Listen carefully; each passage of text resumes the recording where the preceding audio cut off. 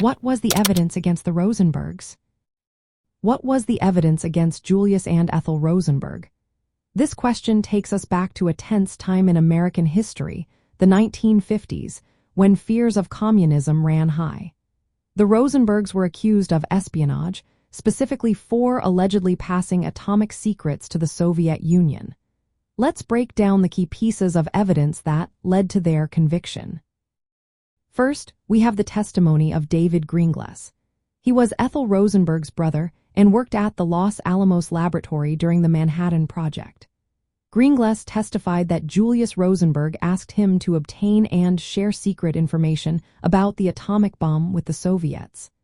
This testimony was crucial, as it directly linked Julius to espionage activities concerning atomic secrets.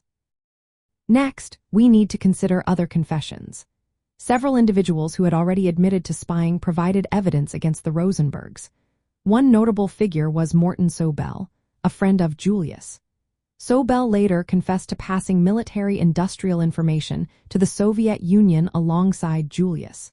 While this information was not atomic, it supported the idea that Julius was involved in espionage during World War II. Another important aspect was their connection to the Communist Party. Both Julius and Ethel were members, which raised suspicions about their loyalties. During the Cold War, being associated with communism was a serious concern, especially given the strained relations between the United States and the Soviet Union. The allegations did not stop at atomic secrets.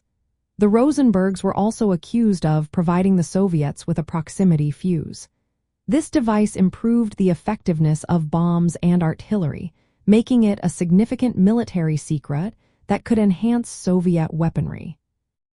The grand jury indicted the Rosenbergs for espionage activities dating back to 1943. Their trial featured detailed accounts of their alleged conspiracy to transmit classified information to the Soviet Union. The prosecution presented evidence gathered by the Federal Bureau of Investigation, including surveillance and intercepted communications, to bolster their case. This trial occurred during a time of intense anti-communist sentiment in the United States. Public opinion was heavily influenced by fears of communism, which affected how the case was perceived. The Rosenbergs were convicted in 1951 and executed in 1953, making their case one of the most famous espionage prosecutions in American history. From a nostalgic perspective, the Rosenberg case reflects the anxieties of the 1950s about communism and the atomic age.